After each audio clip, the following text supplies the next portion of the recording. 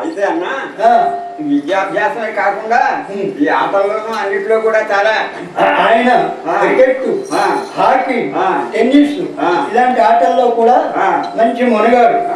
ఆయన క్రికెట్ అయ్యి చిన్నప్పుడు ఆడాడేమో, అది ఇప్పుడు యూనివర్సల్ గా ఇందుకు కుర్రాళ్ళ దగ్గర నుంచి అన్ని దేశాల్లోనూ క్రికెట్ ఆడేస్తున్నారు. భారతదేశమే గెలుపు ఆయన. అది కాకుండా ఆయన సంగీతంలో కూడా మంచి నిధి.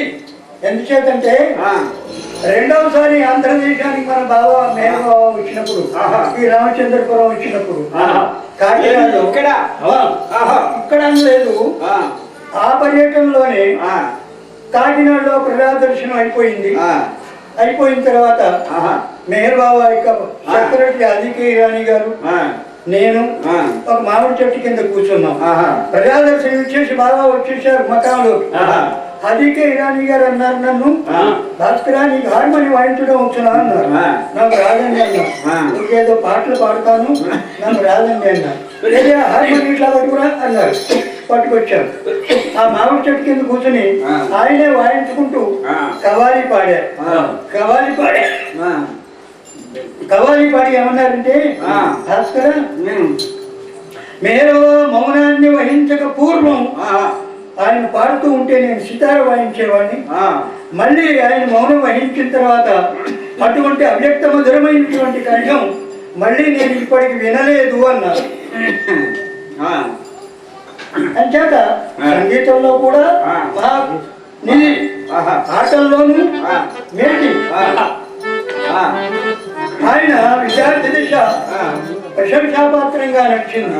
ఎట్లాగా అంటే తమ్ముడు బాబాకి ఇష్టమైనటువంటి సద్గురు హఫీజ్ ఆయన ఏమన్నారంటే, హే ప్రీతమ భగవాన్, నీవు ఈ భూమి మీద తొక్కిన అడుగు జాడలున్నవే అవి ఎన్ని సంవత్సరాలకైనా పూజనీయ స్థలాలుగా పరిగణింపబడతాయి అన్నారు.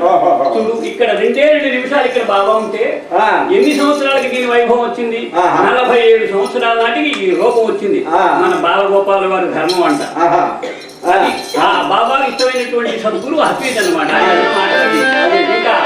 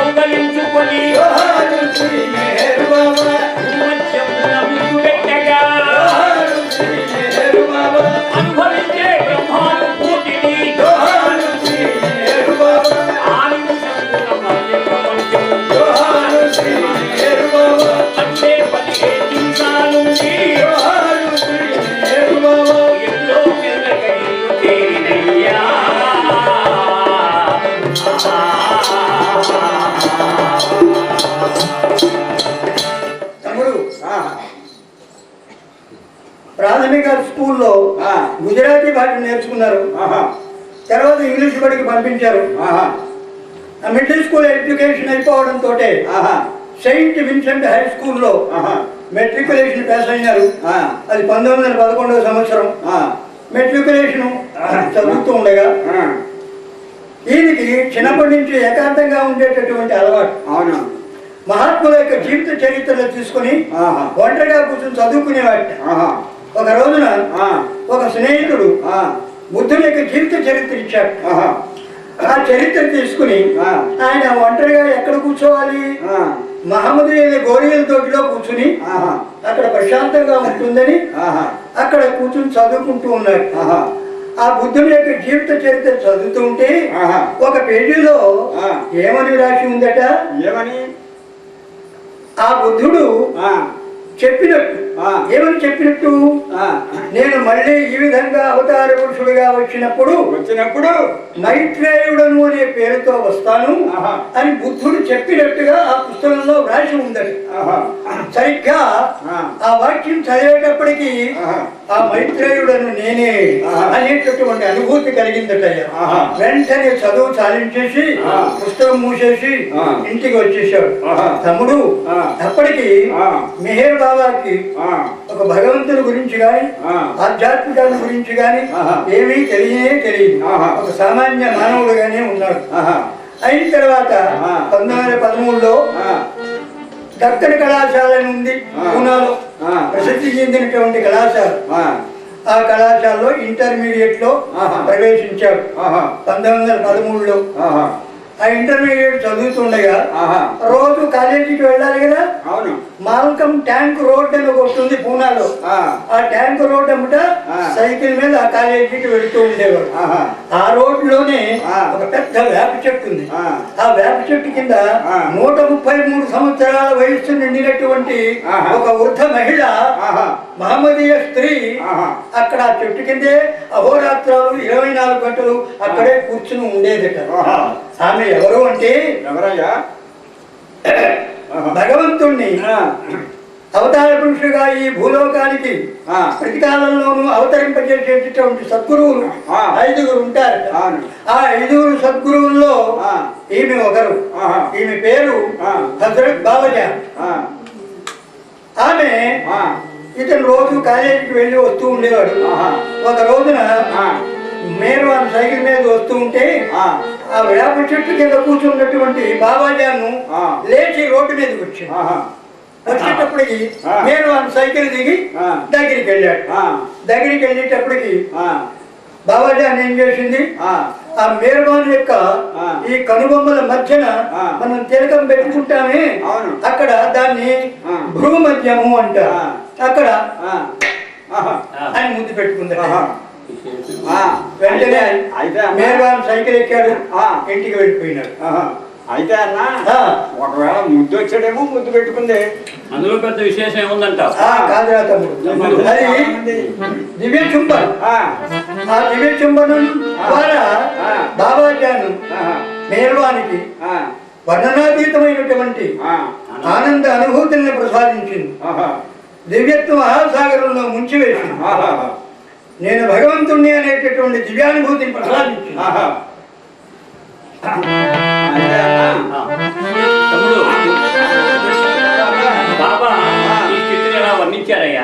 బాబా నేను ముద్దు ద్వారా నేనే ఆ సనాతన పురుషుడనే సర్వోత్తమ చైతన్య స్థాయిని అందించింది బాబాజీ అని చెప్తూ 1914 జనవరి 1 నాటి రాత్రి మేర్వాన్ యొక్క పరిస్థితి ఎలా ఉందయ్యా అంటే, శక్తి ప్రసారము రీతిగా వెంటనే మేర్వాను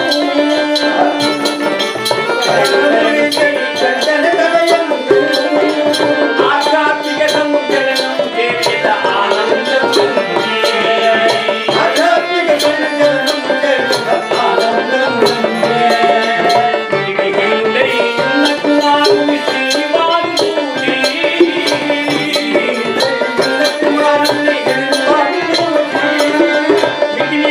రోగ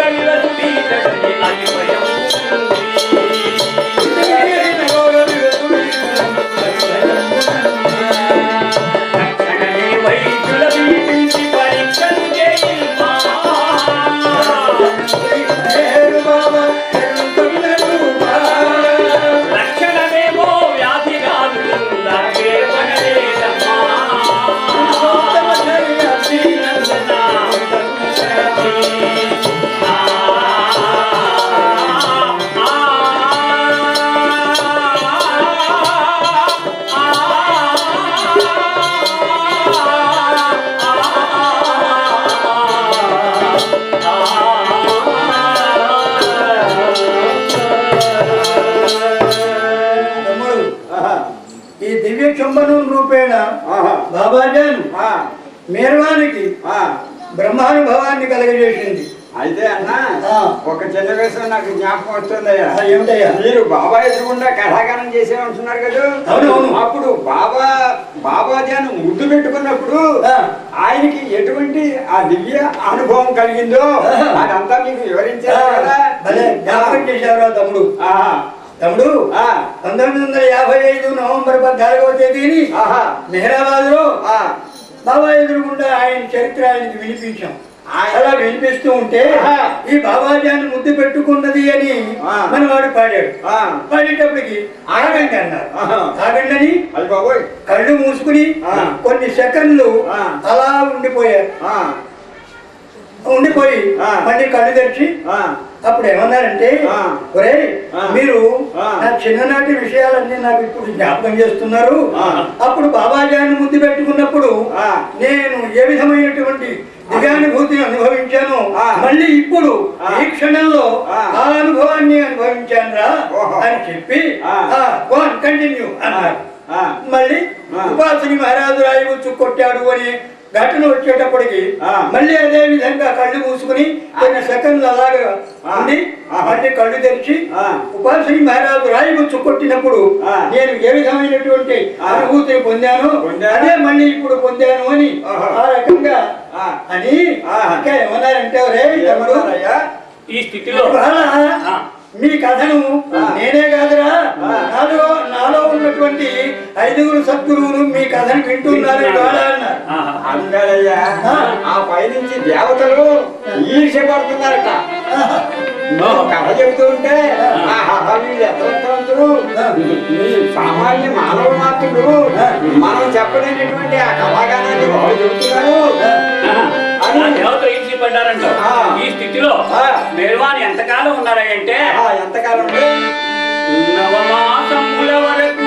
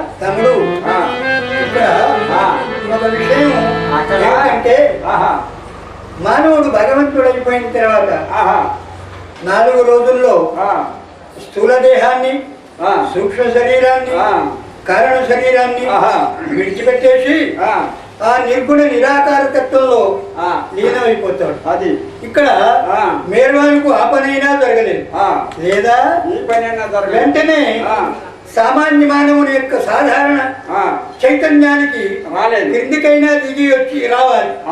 అలాగా రాలేదు. ఆ స్థితిలో 9 మాసాలు ఉన్నారు.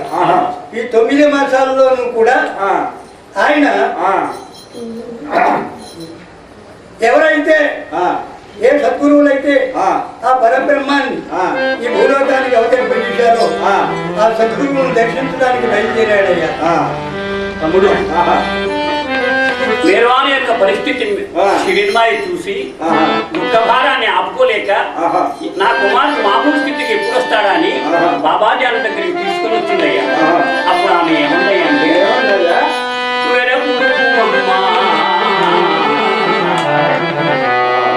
మాట కంగారు పడ్డావు. మేర్వాణి ఇష్టమిల్లా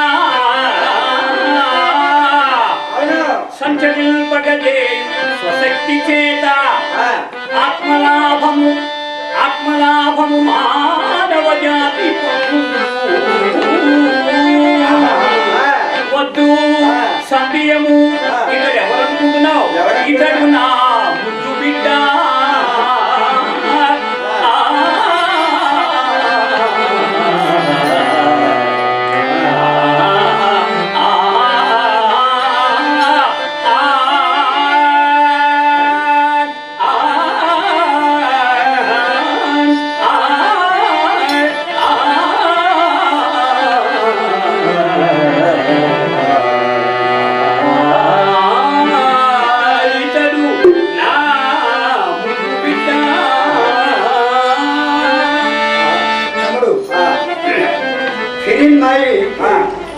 ఈ నిద్ర లేకుండా సృష్టించినటువంటి ఆ శూన్య దృక్తులతో భయపడి ఏదైనా రోగం వచ్చిందా లేకపోతే పిచ్చెక్కిందా అనే అనుమానం వచ్చి కానీ ప్రతిరోజు కూడా బాబాజాన్ దగ్గరికి వెళ్తున్నాడు అనేటటువంటి సంగతి షిరిన్ మాయకి తెలుసు. అందుచేత ఆమె ఏమైనా చేసిందేమో అనే భావంతో షిరిన్ మాయ దగ్గర బాబాజాన్ దగ్గరికి వెళ్ళి అమ్మా మా అబ్బాయిని ఏం చేశావో చెప్పు అంది. అంటే పిచ్చిదానా అతడు మానవ జాతిని ఆధ్యాత్మికానికి మేల్కొల్పడానికి ఉద్దేశింపబడినాడు. అతని యొక్క భారం అతని యొక్క బాగు నేను చూసుకుంటానులే, నువ్వు వెళ్ళిపోంది. కానీ బాబాజాన్ చెప్పినటువంటి మాటలు అర్థం లేనటువంటి మాటలుగా తోచాయి షిరిన్ మాయ. తర్వాత సద్గురువులు సేవించడం కోసం బయలుదేరారయ్యా. నీకేమైనా సందేహం?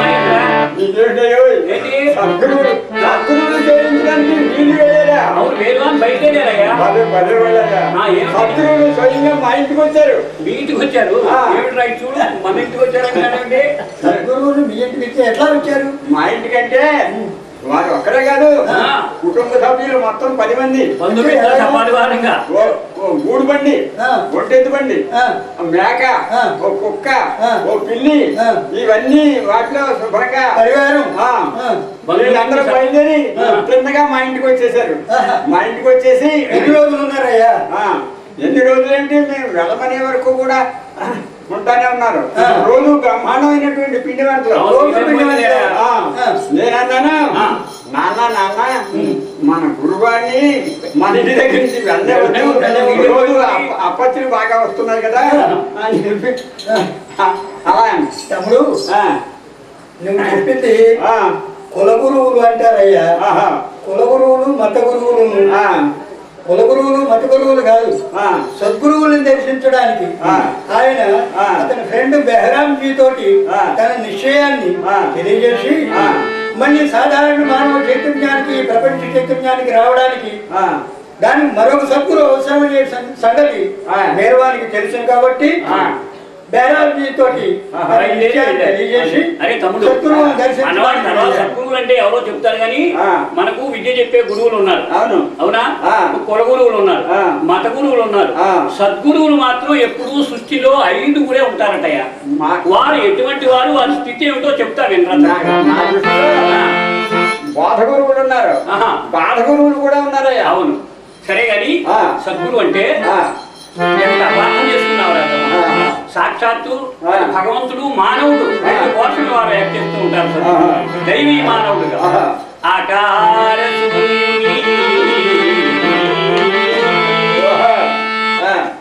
ఆకార సాకార పూర్తిగా కంటికి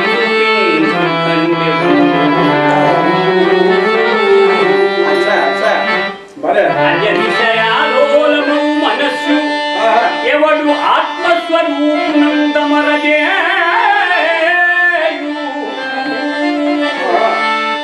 సపద ప్రాప్తిగై సల్పు కర్మల కంటే శూన్య మార్గముతో ఎవడు వియుక్త ధర్మముల్ విధినొనత్పగజేసి సంజశిల్పగనీక సాపుయవడు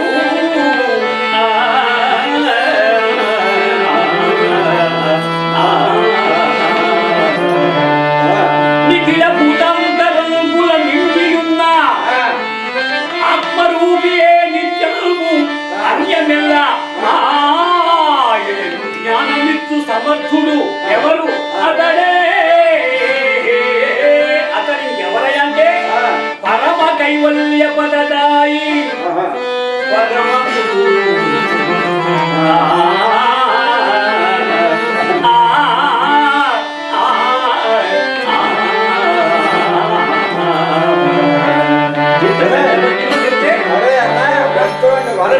ఏమిటి చక్కగా బానే అంటే నీకు ఒక చిన్న పద్యంలో అర్థమయ్యేలా చెప్పండి. ఆనందంగా చక్కగా బాగానే పాడావు. రాగం బెస్ట్, పద్యం ఫస్ట్, రాగం బెస్ట్. దాని అర్థం తెలకపోతే వరస్ట్. ఇది కవిత్వం వచ్చేస్తుంది సరే కానీ ఒక చిన్న పద్యంలో చెప్తాను. కార్యకారణ సంబంధ గాథలెన్నో తాననుభవించునట్టి కార్యకారణ సంబంధ గాథలెన్నో చెప్పవచ్చును మరుభూమి చేరు వరకు. తాననుభవించునట్టి అద్వైత రుచుల సారమందించు వాడేపో సద్గురు.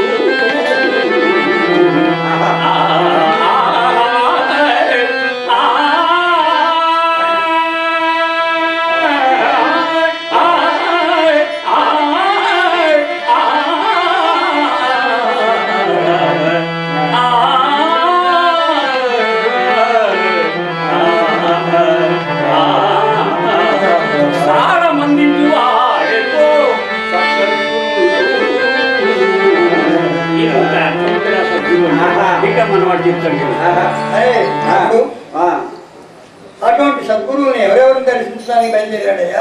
ఎవరెవరు దర్శించారంటే నాగపూర్ తాజుద్దీన్ బాబా జోహారు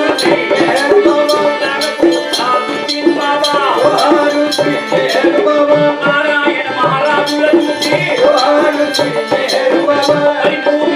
బాబా సాయిని జోహారు సిటీలో దర్శింపగనాథను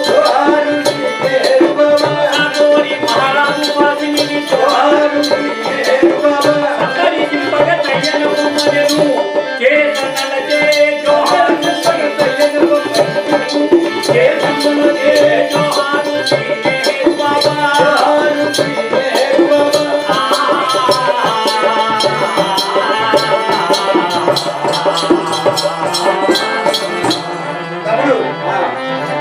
బాబా తొలిసారిగా తన స్నేహితుడైనటువంటి బెహరాంజీతో తన విషయాన్ని తెలియజేసి ముందుగా పునః 35 మైళ్ళ వీరుల కేతగావ్ అనే ఒక ఊరు ఉంది.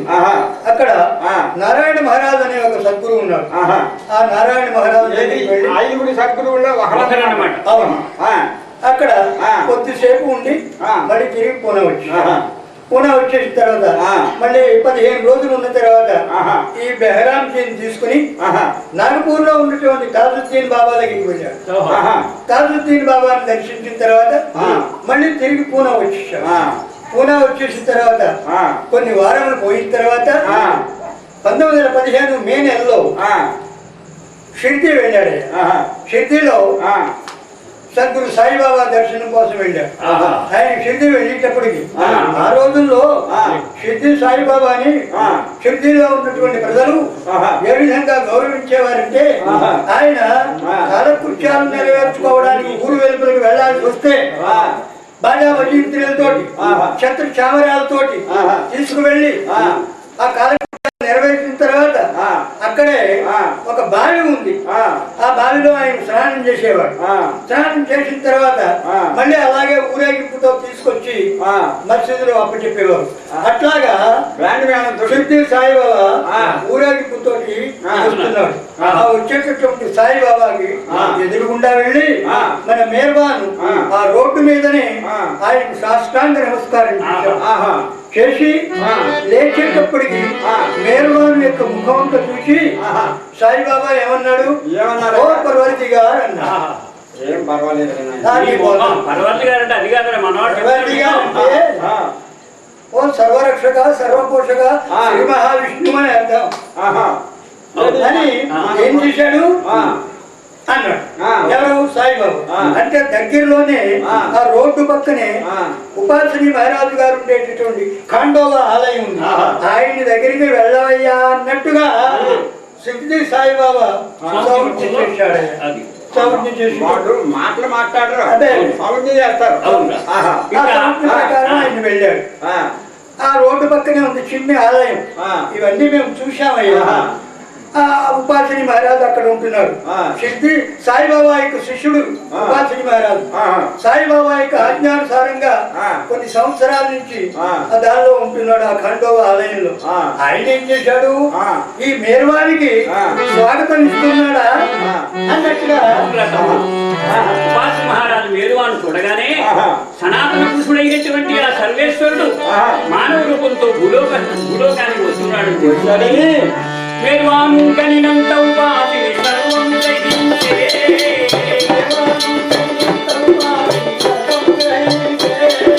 సర్వేశ్వరుడవు సనాతనుడి సగుణమూర్తి ఎందు. సర్వేశ్వరుడవు సనాతనుడి సగుణమూర్తి ఎందు. కుడిగా వచ్చెను బహుముడి మధ్యను కులగరాతి తోడ.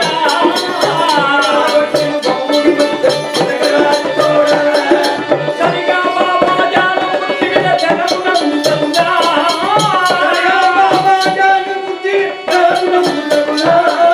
ప్రపంచ స్మృతిము పాటికలంచన ప్రాప్తించను విధమా.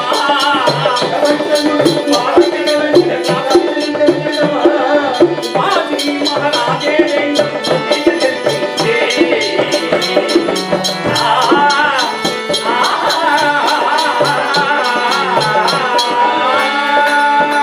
ఉపాసిని మహారాజు ఏం చేశాడు, అయితే అన్న ఉపాసిని మహారాజు అంటే ఆయన ఎప్పుడు ఉపవాసాలు చేస్తున్నాడు. ఆ, ఏం ప్రశ్న రాను, మరి ఏమిటి? ఆయన పేరు రాది ఆహా. ఉపవాసాలు చేయుడు. అంటే అంటే ఈ మధ్య కొంతమంది ఏం చెప్పారో తెలుసా, ఆయన వచ్చి మంచినీళ్ళు మంచినీళ్ళు తాగి సాయి ఆజ్ఞానుసారంగా ఉంటున్నారయ్యా. అది ఆహా. అంచేత ఆ. మేరవాణి వచ్చేటప్పటికి ఆ. ఆయన శ్రీ మహావిష్ణువు అని తెలుసుగా. ఆ. అందుచేత ఆ. ఐదుగురు సద్గురువులు కలిసి ఆహా. నువ్వు అక్కడ సత్యలోకంలో కూర్చుంటే ఎట్లాగా రావాలి. లోకమంతా కుళ్ళిపోయింది, వాసన వస్తూ ఉంది, ఆ. నేను మరమ్మతు చేయడానికి కదా నేను పిలిచాము ఆహా. అన్నట్టుగాను ఆ. ఆ ఉపాసిని మహారాజు ఎక్కడైతే బాబాజాన్ని ముద్దు పెట్టుకుని ఆ. భగవంతుడిని చేసిందో ఆ. ఆ భూమధ్యంలో విసిరి కొట్టేటప్పటికి ఓహో. ఆ తోటి ఆ. 10 వంతులు ఆ. ప్రపంచం యొక్క స్మృతి కలిగింది. ఆహా. అంటే ఆ. నువ్వు ఈ భూలోకానికి రావయ్యా, ఆ సత్యలోకంలో సింహాసనం మీద కూర్చోవడానికి కాదు ఆ. నేను పిలిచింది అన్నట్టుగా ఆ. వెంటనే ఆ. మేర్వాన్ ఆ. ఆ ఉపాసిని మహారాజు దగ్గర ఆ. ఆ రాజు దెబ్బతిని ఆ. వచ్చేసాడు. ఆహా. దాని ప్రభావం ఏం జరిగిందంటే ఆ. ఇంకా మేరువాను ఏం చేశారయ్యా అంటే ఏం చేశారయ్యా? ఇప్పుడు సంగతి ఎవరు మర్చిపోయారు నీకు. ఆ. ఉపాసిని మహారాజ్ అంటే ఉపాసిని అంటే ఇంటి పేరట, ఆహా. మహారాజ్ అంటే ఆయన పూర్తి పేరు. అది. ఉపాసిని మహారాజ్ అన్నమాట. అది ఇప్పుడు బయటపడిందన్న ఆ. రహస్యం. మేరువాను నా పరమేంటి జోహారు మేరువాను నా పరమేంటి జోహారు చేరదీసి ఆధ్యాత్మిక సంపద జోహారు ధారవోసి మేహేలు బాబయని జోహారు పెట్టి అవతారని తెలిసి జోహారు చరణ పద్మముల గెలిగి శిష్యులను జోహారు చేరబిలకి సర్వం వెలిగించి జోహారు వీరి సద్గురు సార్వభౌముని జోహారు చేరి కరింపుడు ఈ యుగముందని పరమ గురువులను కనపటి వాడని ఈ యుగముందని పరమ గురువులలో కనపటి వాడని వారిని బాబా తప్పటించనయ్యా.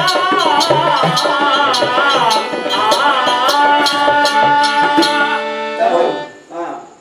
పూర్తిగా 100% ఆ. సాధారణ మానవ చైతన్యానికి దిగి రావడానికి ఆ. ఉపాసిని మహారాజు యొక్క పర్యవేక్షణలో ఆహా. 7 సంవత్సరాలు ఉన్నాడయ్యా మేర్వా. అబ్బా. ఈ 7 సంవత్సరాల్లో ఆ. చిట్ట చివరి 6 మాసాలు కూడాను ఆ. పూనా నుంచి ఆ. సకోరి నుంచి పూనా వెళ్ళి వచ్చేసేవాడు. ఆ. కానీ చివరి 6 మాసాల్లోనూ ఆ. కంటిన్యూస్ గా ఉపాసిని మహారాజు దగ్గరే ఉన్నాడు. ఆ. ఈ 6 మాసాలు కూడా ఆ. వాళ్ళిద్దరూ కూడా ఏకాంతంగా కూర్చునేవారట. ఆహా. మిగతా శిష్యవర్గం ఆ. వీళ్ళిద్దరూ ఏం చెప్పుకుంటున్నారో ఏం చేస్తున్నారో ఆ. తొంగికి కూడా చూసేవారు కాదు, అది. చూడకూడదు. ఆ. అంచేత ఆ. ఈ 6 మాసాల్లో కూడా ఆ. ఒక రోజున ఉపాసిని మహారాజు ఏమన్నంట, వాళ్ళిద్దరూ కూర్చుని ఏకాంతంగా ఉన్నటువంటి కాలంలో మేర్వాన్ నీవు అవతార పురుషుడు అయ్యా, నీకు నేను నమస్కరిస్తున్నాను అని ఆయన మేరువానికి నమస్కారం చేశాడు. ఆ సద్గురువులే నమస్కరించారు. నమస్కరించి ఇప్పటి వరకు ఆయన దగ్గర ఉన్నటువంటి శిష్యవర్గాన్ని ఏమన్నారంటే, మీరు ఈ యుగంలో కడపటి సద్గురువు, మీరందరూ ఆ మేరువాన్ని ఆశ్రయించండి. భగవంతుని యొక్క అనుగ్రహం వల్ల మీరు త్వరలో ఆ గమ్యాన్ని చేరుకుంటారు అని చెప్పి కొంతమంది శిష్యుల్ని మేరువానికి అప్పగించారు. ఆ అప్పగించబడినటువంటి శిష్యుల్లో అదికే ఇరాని, గుల్మాయి, యశ్వంతరావు, గుస్తాజీ వీళ్ళంతా కూడా సాయిబాబా దగ్గర ఉండేవారు. ఆయనేమో ఈయన దగ్గరికి పంపించాడు, ఈయనేమో మళ్ళీ మేరువాన్ దగ్గరికి పంపించాడు. వీళ్ళందరూ కాకుండా మరి ఈయన చదువుకున్నప్పుడు స్నేహితులు, స్టూడెంట్స్, తన తోటి కుర్ర వాళ్ళు కూడా ఉన్నారు కదా, వాళ్ళు కూడా వచ్చారంటారా ఇందులోకి? తమ్ముడు ఇంకా బాబా బాబా అవతారైన పిమ్మట ప్రథమలీలగాను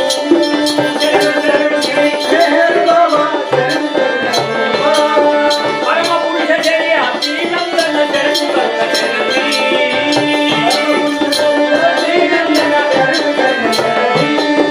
బాబా అవతారైన పిమ్మట ప్రథమలీలగాను